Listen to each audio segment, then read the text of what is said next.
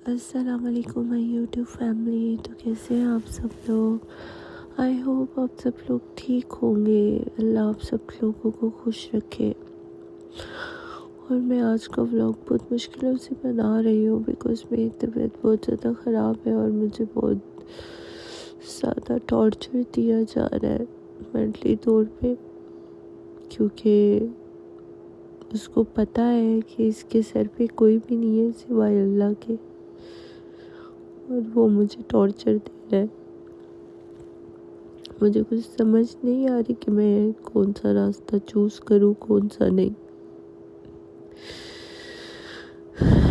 बस मेरी एक बेटी है और मैं कुछ समझ नहीं पा रही। मेरे पास अर्निंग का कोई रास्ता नहीं है। अगर मेरा अल्लाह मेरा ये सबक बना दे, मेरा काम में मुझे कामयाब कर दे, तो शायद मुझे किसी की मोहताजगी की ज़रूरत ना पड़े।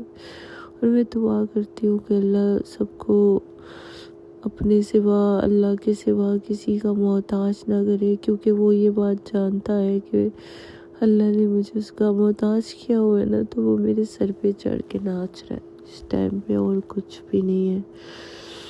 गालियाँ देता है, टॉर्चर करता है, अफेयर्स है उसके लड़कियों के साथ, और वो ये सब यही चाहता है कि मैं उसके अफेयर्स को एक्सेप्ट करूं। नहीं कर सकती मैं कुछ भी अफेयर्स को एक्सेप्ट। मैं अपने पाँव पे खड़ा होना चाहती हूँ। मैं कोशिश कर रही हूँ हर तरह से, लेकिन मैं हमेशा हार मान रही हूँ। मुझे कुछ समझ नहीं आ रही। काफ़ी दिनों से मैं स्लीपिंग पिल्स ले रही हूँ, मुझसे नमाज भी नहीं पढ़ी जा रही, और मैं कुछ समझ नहीं पा रही कि मुझे क्या करना चाहिए, मुझे किस रास्ते में जाना चाहिए। मैं बहुत तकलीफ़ में हूँ, मुझे कुछ समझ नहीं आ रही। घर वालों ने भी अपनी बातें करनी है, कोई साथ नहीं दे रहा मेरा। खैर गाइस, आज का मेरा जो था वो फ्रेंच ट्रिप का था विद स्टोन, तो मैं वो बना रही थी। आई होप आप लोग गौर से देख रहे होंगे तो आप लोगों को इजीली समझ आ जाएगी कि मैंने उसको फ्रेंच ट्रिप के साथ ग्लिटर का वो दिया है। मुझे कुछ समझ नहीं आ रही कि मैं आप लोगों से कैसे बात शेयर करूं अपनी, कि मैं उसको तलाक दे दूं, लेकिन तलाक देने के लिए भी मेरे पास ऐसा कुछ रास्ता नहीं है कि मैं उसको तलाक दे सकूं। वो इसीलिए मेरे सर पे चढ़ के नाचता है। उसको पता है कि उसके पास, इसके सर पे कोई भी नहीं है, ना बाप है ना भाई है, तो मैं इसके साथ कुछ भी कर लूँ, इसको जलील करूँ, इसको ख्वार करूँ। मैं किसी से भी लड़की से भी हो आऊँ, मैं पार्टियाँ करूँ, मैं फ़न करूँ, मैं बाहर अय्याशियाँ करूँ, और मैं इसके पास आऊँ तो ये मुझे माफ़ कर देगी, क्योंकि इसके पास कोई और रास्ता नहीं है। मैं माफ़ नहीं कर सकती उसको, अब मैं उसको माफ़ नहीं कर सकती। बस मैं अपने अल्लाह से मदद मांगती हूँ कि अल्लाह मेरी मदद कर दे। शायद मेरे लिए कोई रास्ता निकल आए, एक हक हलाल का रास्ता निकल आए, जो कि शायद आप लोगों को पसंद आए। मुझे कुछ समझ नहीं आ रही है कि मैं इस शख्स के साथ क्या करूं। मैं बिल्कुल अकेली पड़ गई हूँ, ना मेरी फैमिली मुझे सही डिसीजन दे पा रही है। मुझे क्या करूं, मुझे कुछ समझ नहीं आ रही। उसके गाली गलौज, उसके अफेयर्स, और वो अपनी गलती नहीं मानता। उसको लगता है कि वो बिल्कुल ठीक कर रहा है। अगर उसका किसी लड़की के साथ अफेयर भी है तो क्या हुआ, हर मर्द के अफेयर्स होते हैं, कोई इतनी बड़ी बात नहीं है। ऐसे नहीं होता है। मेरी बेटी है, मुझे देखती है तो वो तकलीफ में होती है, उसको भी तकलीफ होती है मुझे देख के। पता नहीं मेरा क्या होगा, मैं कुछ समझ नहीं पा रही हूँ। मुझे कोई रास्ता नहीं नजर आ रहा। मैं इतनी टॉर्चर हो चुकी हूँ इस टाइम पे, और मैंने उसकी फैमिली को भी बताया है, लेकिन उसकी फैमिली भी इसकी सपोर्ट में है। उसकी मदर को बताया है।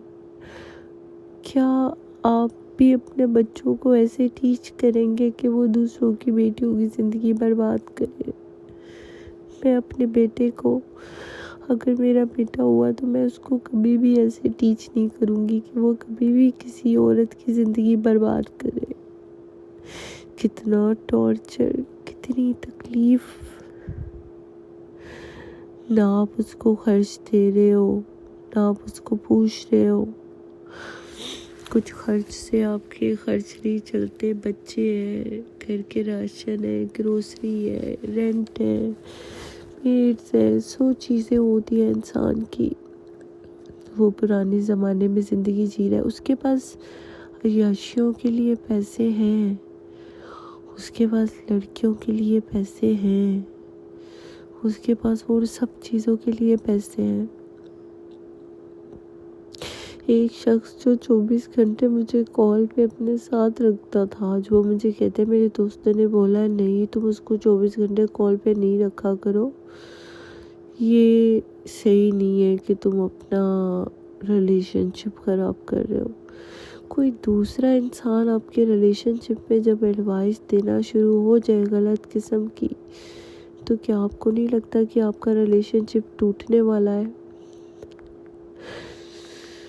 खैर, मैंने इतनी तकलीफ़ों के बाद, मुझे नहीं पता कि मेरी आगे का क्या रास्ता होगा, मैं कैसे सफ़र करूँगी, मैं क्या करूँगी, मैं कैसे खाऊँगी, मुझे खाना कैसे मिलेगा, मुझे रिस्क कैसे मिलेगा, मुझे कुछ पता नहीं है। बस मैं इतना जानती हूँ कि मेरा अल्लाह मेरे लिए कोई रास्ता निकालेगा।